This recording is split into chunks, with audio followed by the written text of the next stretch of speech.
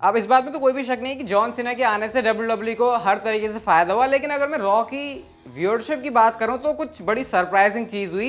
Last week की जो raw की व्यूअरशिप थी वो थी 1.986 मिलियन व्यूअर्स, जो कि व्यूअरशिप काफी अच्छी है, 2 मिलियन के आसपास है। मतलब रॉ की व्यूअरशिप 2 मिलियन के आसपास है, तो आप लोग सोच ही सकते हो कि इसको तो बहुत ज्यादा माना जाएगा। और जॉन सीना के आने से व्यूअरशिप 2% घटी है और इस हफ्ते रॉ की व्यूअरशिप आई है 1.951 मिलियन व्यूअर्स। अब मेरे लिए सरप्राइजिंग है क्योंकि जितना मैं जानता हूं कि कंपटीशन में कोई ऐसा मेजर शो भी नहीं था जिसकी वजह से डब्ल्यूडब्ल्यूई की जो रेटिंग्स है वो नीचे आई हो। हालांकि अगर हम लोग सोशल मीडिया पर नंबर्स देखें तो वो डब्ल्यूडब्ल्यूई को काफी अच्छे मिले, अट्रैक्शन अटेंशन डब्ल्यूडब्ल्यूई को पता है कि जॉन सीना के आने से आती ही है, जो कि आई भी है। लेकिन रेटिंग्स की बात करें तो यहाँ पे मामला थोड़ा सा अजीब है। अब मेरी ये समझ के बाहर है कि आखिर ऐसा क्यों हुआ, लेकिन यही सीन है।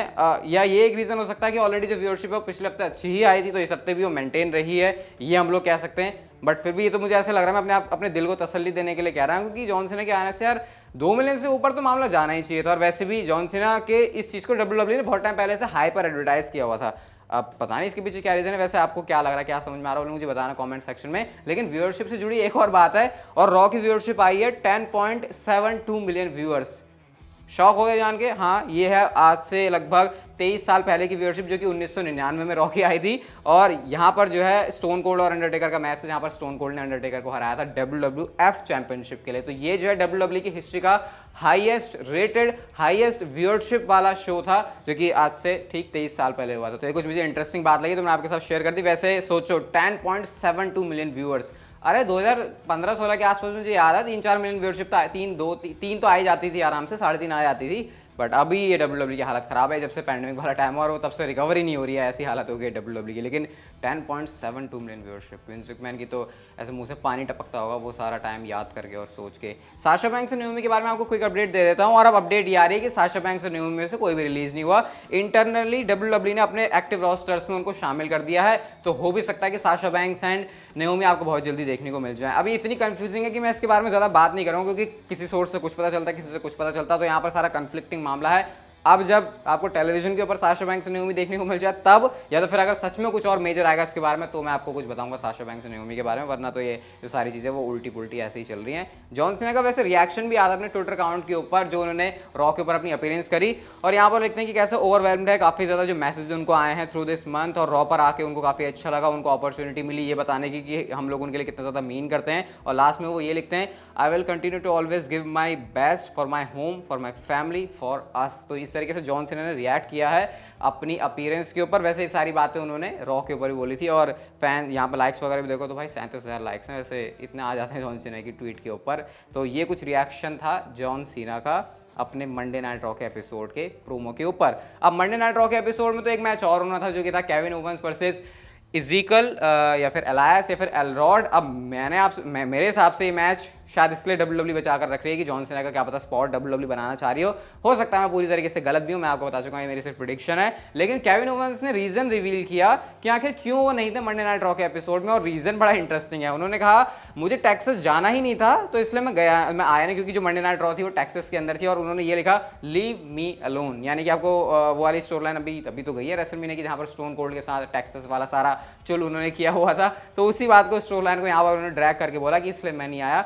रीजन अगर मैं आपको, ये तो खैर चलो केविन ओवेंस ने बोल दिया, लेकिन डेव मेल्ट्जर के according Kevin Owens and Ezekiel, Elias Elrod का वो जो भी मैच है क्वालिफाइंग स्पॉट वाला, स्टिल डब्ल्यूडब्ल्यूई इसको कर सकती है। कहां पर? स्मैकडाउन के एपिसोड में। क्योंकि ओरिजिनली आप लोग ये जान के शॉक हो जाओगे, जो आपने रॉ के स्टार्टिंग में बैटल रॉयल देखा ना, वो डब्ल्यूडब्ल्यूई को स्मैकडाउन के एपिसोड में करवाना था। तो हो सकता है कि डब्ल्यूडब्ल्यूई ने रॉ के इस मैच को वो स्मैकडाउन के ऊपर पुश कर दे। और वैसे भी आपको पता ही है, ब्रांड स्प्लिट तो सिर्फ कहने के लिए है, ब्रांड स्प्लिट नाम की अब कोई चीज बची नहीं, क्योंकि हर कोई सुपरस्टार इधर से उधर जाते ही रहते हैं। तो फिर आपको केविन ओवेंस और ये इज़ीकल, एलायस एलरॉड वाला जो मैच है वो देखने को मिल सकता है। और इसलिए भी क्योंकि डब्ल्यूडब्ल्यूई को चाहिए कि केविन ओवेंस इस वाले मैच के अंदर हो, क्योंकि उनको काफी इसका एक्सपीरियंस है, और वे इस मैच की स्टार रेटिंग को बढ़ा भी सकते हैं, जो कि काफी हद तक क्या पूरी जायज बात है।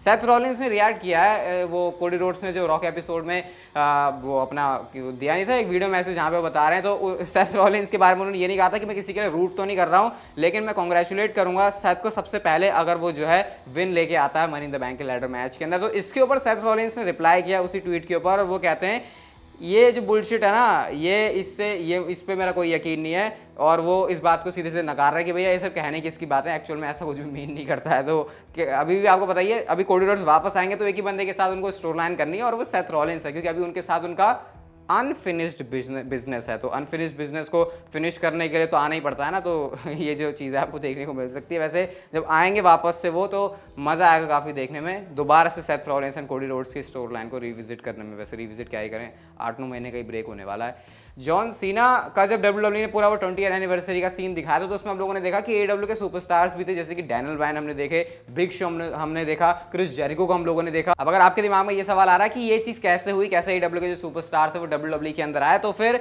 रिपोर्ट्स ये है कि WWE ने कॉन्टैक्ट किया टोनी खान को और उन्होंने इसके लिए परमिशन ली कि हाँ हमको जो है हमारे जो पुराने WWE के बंदे हैं उनको जरा दिखाना है, तो हमारे जो तुम्हारी परमिशन चाहिए। और टोनी खान ने इसके ऊपर परमिशन दी और इसी वजह से जो आपको डैनियल ब्रायन, क्रिस जेरिको और बिग शो हैं वो देखने को मिले जॉन सीना की इस वाली एनिवर्सरी के अंदर। और अगर आप थोड़ा सा सरप्राइज हो रहे थे कि ऐसा कैसे हो सकता, तो मुझे लगा इसके पीछे का रीज़न दे देता हूँ, क्योंकि ये म्यूचुअली डिसाइड करते हैं पहले तो पार्टीज़, और जब क्योंकि कॉन्ट्रैक्ट के अंदर है ना, ऐसे वो आ नहीं सकते, तो इसलिए टोनी खान ने यहाँ पर परमिशन दी। और काफ़ी अच्छा जेस्चर भी था वैसे टोनी खान की तरफ से। ये बताता है कि जो इनके बीच में ये जो राइवल प्रमोशन है, इनके बीच हेल्दी कंपटीशन चल रहा है, एंड हेल्दी कंपटीशन रहे तो वो अच्छा है, क्योंकि जब बातें टॉक्सिक हो जाती हैं तो फिर मामला बहुत खराब हो जाता है। अब जॉन सीना को ग्रैंड स्लैम चैंपियन बनते हुए देखने के लिए हमको सिर्फ एक चीज़ चाहिए, और वो है कि जॉन सीना के पास इंटरकॉन्टिनेंटल चैंपियनशिप आ जाए। तो WWE ऑन फॉक्स का जो ट्विटर अकाउंट है, उन्होंने ट्वीट किया कि what if John Cena won the IC title and became a WWE grand slam champion.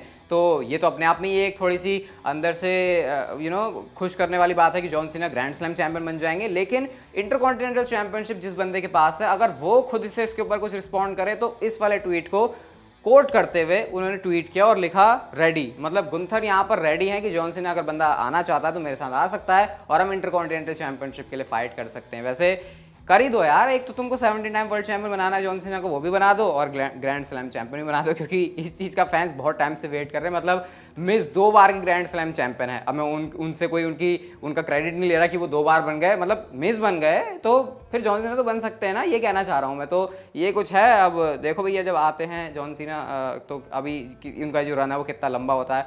Theory के साथ प्रोग्राम ऐसा लग रहा है कि बनने वाला है, और फिर देखते हैं कि क्या वो दूसरी चैंपियनशिप्स के लिए भी आते हैं, वर्ल्ड टाइटल और इंटरकॉन्टिनेंटल चैंपियनशिप के लिए। गुड न्यूज़ दे देता हूँ आपको, द बीस्ट ब्रॉक लेसनर के बारे में। उनका इंतजार जो है हम बहुत टाइम से कर रहे हैं, जैसे कि डॉन को पकड़ने के लिए पुलिस करती है, कितना घटिया एग्जांपल था। तो मंडे नाइट रॉ के एपिसोड के लिए ब्रॉक लेसनर को एडवर्टाइज कर दिया है, और जो AT&T सेंटर है, एरिना है, उन्होंने अनाउंसमेंट करी है कि जो द बीस्ट इनकार्नेट है वो 11 जुलाई के एपिसोड में मंडे नाइट रॉ के एडिशन में आपको देखने को मिलेंगे। यानी कि जब WWE बिल्ड कर रही होगी समर स्लैम के लिए Roman Reigns and Brock Lesnar का मैच, और मेरे ख्याल से अब इसके बिल्ड में WWE को पूरी जान झोंकनी पड़ेगी, क्योंकि अभी मैच इतनी बार हो चुका है, तो इसको कुछ अलग दिखाने के लिए, नई स्टोरी लाइन डालने के लिए, वैसे लास्ट मैन स्टैंडिंग है तो थोड़ा सा अलग तो WWE ने कर ही दिया है, तो मजे की बात है। और मज़ा सिर्फ इतना ही नहीं है, और भी एपिसोड्स के लिए ब्रॉक लेसनर एडवर्टाइज हैं। स्मैकडाउन का जो एपिसोड होने वाला है 22 जुलाई को TD गार्डन से, वहां पर भी उन्होंने ऑफिशियली इस बात को अनाउंस किया है कि ब्रॉक लेसनर आने वाले हैं। और यही नहीं, अभी और सुनिए, सीन ये है कि जो 29 जुलाई का स्टेट फार्म एरेना से शो होने वाला है स्मैकडाउन का, उन्होंने भी इस बात को अनाउंस किया है कि ब्रॉक लेसनर आने वाले हैं हमारे स्मैकडाउन के एडिशन में। यानी कि Brock Lesnar Monday night raw के एपिसोड के लिए और उसके बाद 2 स्मैकडाउन के एडिशन के लिए ऑफिशियली एडवर्टाइज हो चुके हैं। और अगर आप लास्ट के 2 स्मैकडाउन के एपिसोड जो मैंने आपको बताया, ये लास्ट के वही 2 स्मैकडाउन के एपिसोड हैं जो कि समर स्लैम से पहले होंगे। तो गो होम एडिशन जो होगा समर स्लैम के लिए स्मैकडाउन का, वहां पर आपको ब्रॉक लेसनर देखने को मिलेंगे। तो चलो ये बात तो तय है कि जुलाई के मंथ में 3 अपीयरेंसेस तो ब्रॉक लेसनर की कंफर्म हो गई हैं। मुझे लगता है भी इसमें और भी ऐड होंगी, क्योंकि 3 अपीयरेंस करके ही थोड़ी WWE राइवलरी बनाएगी रोमन रेंस और ब्रॉक लेसनर की, और बनाएगी तो भैया फिर ये तो सिर पटकने वाली जैसी बात है। यही होगा कि रोमन रेंस ही प्रोमो लेके बोलते रहेंगे, और वो अभी तो रोमन रेंस भी नहीं आ रहे, तो उनको भी नहीं पता। हो सकता है WWE पुराने पैकेजेस दिखा दे रेसलमेनिया 31 के कि हाँ ऐसे हुआ था, फिर 34 में ऐसे हुआ था, फिर 38 में ऐसे हुआ था, तो वही सब अगर WWE ने कर दिया तो भी कचरा हो जाएगा। तो एटलीस्ट दोनों सुपरस्टार्स को ज़्यादा अपीयरेंसेस करनी पड़ेंगी जुलाई के मंथ में, ताकि समर स्लैम का जो बिल्ड है उसको देखने में हमको मजा आए। वैसे मजा आपको इस वीडियो को देखने में आया होगा, तो आया तो भाई इस वीडियो को like, share, subscribe, notification bell को ऑन कर दो, and see you guys in my next video.